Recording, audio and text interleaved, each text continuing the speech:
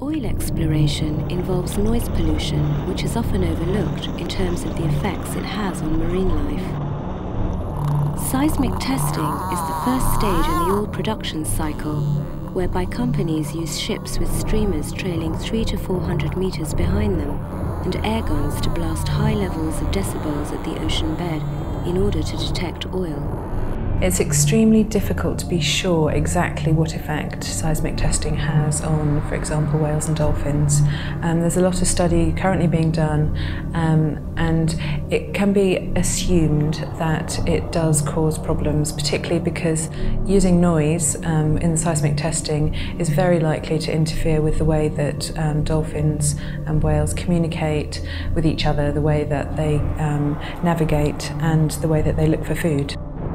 A good analogy of seismic testing to help people understand what this might be like is if I were to shine a very bright torch in your eyes as you're trying to walk towards me, which would quite likely disorientate you. This could be the kind of effect that seismic testing has on dolphins.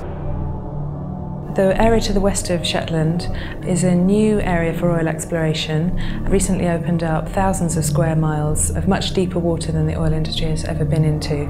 The stage that most of the blocks are at the moment is the seismic testing stage.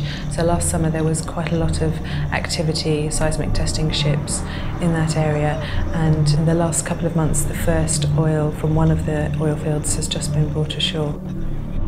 Greenpeace spent 5 or 6 weeks this summer doing actions against seismic testing vessels out in the Atlantic frontier. We were staggered at the numbers of whales and dolphins that we saw. We also noticed that there were times when, as the seismic testing guns started up, groups of, for example, pilot whales would move very quickly out of the area. Again, it's extremely difficult to know exactly a cause and effect relationship.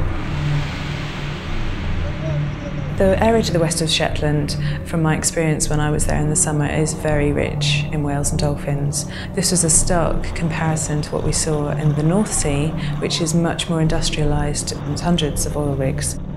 More ominously, man is pouring his waste into the oceans, further threatening the existence of all marine life.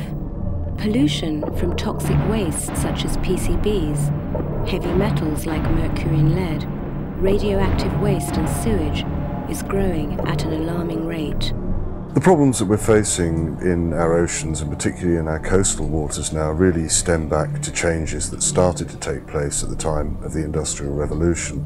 Perhaps the turning point in the whole process was the production of the modern generation of synthetic chemicals, and we're talking now about chemicals that started to go into production in the late 1920s, early 1930s in very, very substantial quantities.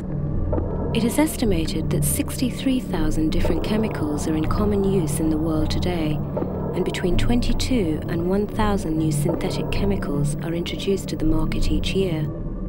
We basically started in the late 1920s to input into marine systems very substantial quantities of chemicals which are toxic, i.e. they can interfere with the well-being of whole organisms and populations of organisms. They're persistent, they will not tend to break down very, very quickly, and they're also bioaccumulative, so they will tend to build up in fatty tissues.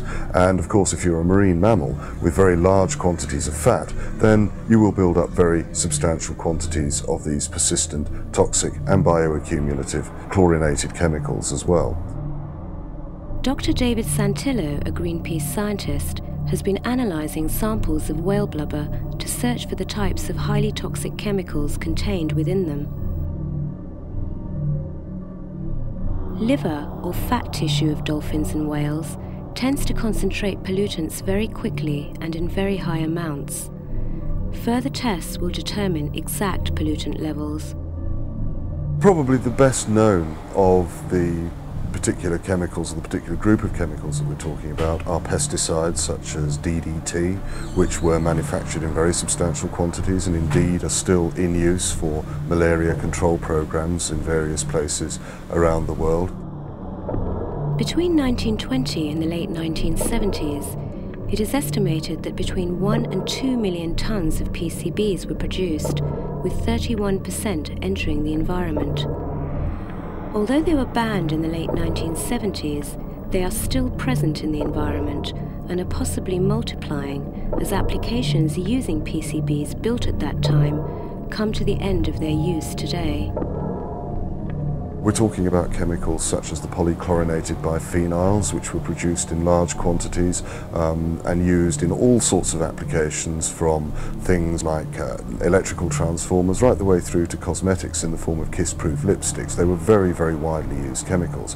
And we're also talking, of course, about dioxins, the chlorinated dioxins, which are familiar, I think, to most people by virtue of the fact that they're renowned as being extremely toxic chemicals indeed. The major input obviously comes directly from manufacturing wastes from a variety of chemical industries around the world, mainly to do with the production of chemicals containing chlorine, and PVC as a plastic is a notorious source of, for example, dioxins, and also the agrochemical sector, with its very wide use of agricultural chemicals, is also responsible for the input of substantial amounts of toxic chemicals into the wider environment, and particularly into the sea. Broadly speaking, the worst malefactors are those industries that are responsible for producing chlorinated chemicals in the form of pesticides or plastics, or using chlorinated substances as intermediates. In addition to that, we have incineration plants, which are also very big emission sources for a lot of these chemicals. Cement kilns are big emission sources for these chemicals. Metal smelting and refining are very big emission sources for such chemicals as well. So it's impossible to pin down any one industry and say, you know, these are the worst. In all fairness, everybody is responsible by virtue of the lives that they're leading in modern society and the use of the products of the modern chemicals industry.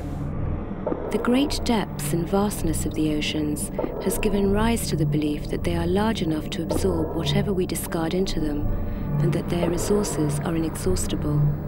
The accumulative effect of 6 billion people having this belief has been catastrophic, destabilizing a finely balanced ecosystem that is crumbling before our very eyes.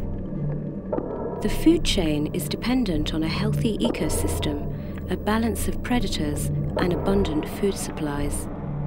It's become quite obvious through our analyses of, for example, cod liver oil, which we've obtained from a variety of sources, but that were ultimately taken from places like the Icelandic shelf, that there are very substantial levels of polluting substances entering the food chain and being delivered, if you like, to the customer back through products like cod liver oil. So it goes all the way through the food chain. And of course, being at the top of the food chain, the marine mammals are the animals that are right at the front end of this problem. The life cycle of dolphins is a very slow one, and in a lot of ways is not that different from humans. I mean, it varies from species to species. Some, say a bottlenose dolphin, I think it's around 6 or 7 years will reach maturity.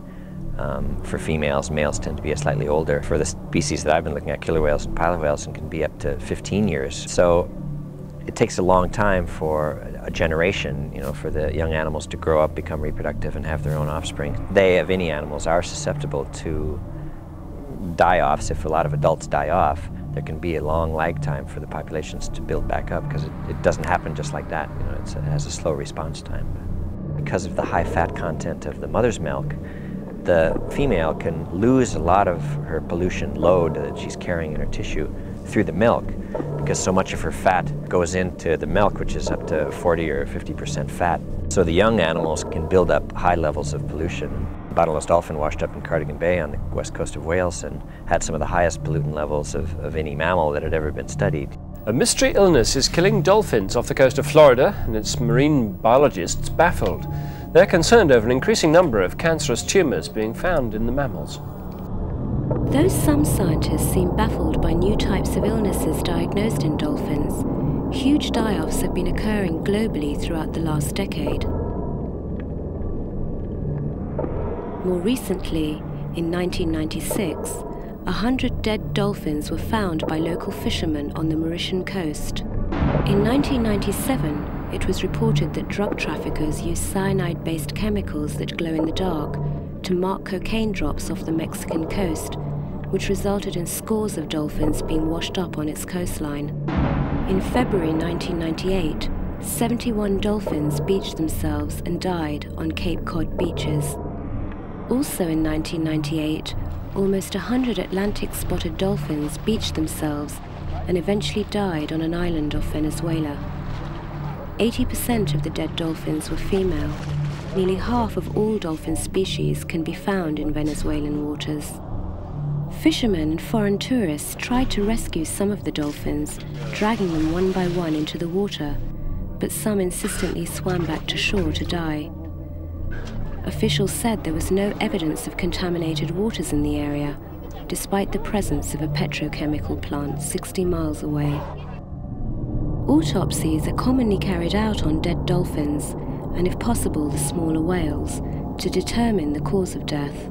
A cetacean which got beached in New Jersey was discovered during surgery designed to find out why she was not responding to food, to have in her stomach several pieces of plastic, among which was a large party balloon, the cellophane of a box of cigarettes, and pieces of a garbage bag. The dolphin was found stranded alive on the beach in the south of Israel, also the Mediterranean Sea. Someone who found him tried pushing him back into the water. The dolphin did swim back to sea, but then, for some sort of reason, turned around and actually committed suicide. He swam fast into some rocks that were there and died. I don't think they commit suicide because they want to die. They commit suicide because they're sick.